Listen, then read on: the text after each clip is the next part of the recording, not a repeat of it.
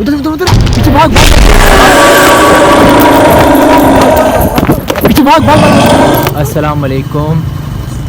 इस वक्त हम कराची के इलाके डिफेंस फेज़ 8 में मौजूद हैं और आपको ये बात मालूम तो होगी कि ज़बर न्यूज़ ने किडनी हिल पार्क में वीडियो बनाई थी जहाँ चुड़ैल का बड़ा वावेला हो रहा था कि वहाँ चुड़ैल मौजूद है।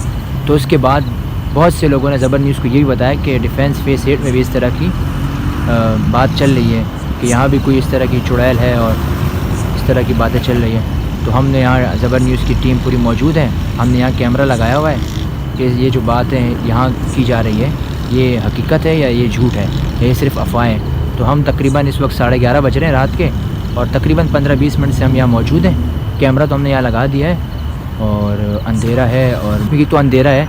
और दूसरी जब आपने इतनी बातें सुनी है कि यहाँ जैसे ही कोई गुज़रता है तो उन्हें पीछे से अजीब सी आवाज़ आती है। जैसे ही पीछे देखते हैं तो कोई होता नहीं है। डर लग रहा है क्योंकि अंधेरा बहुत ज़्यादा है और रात भी बहुत है और सुना भी बहुत इस बारे में।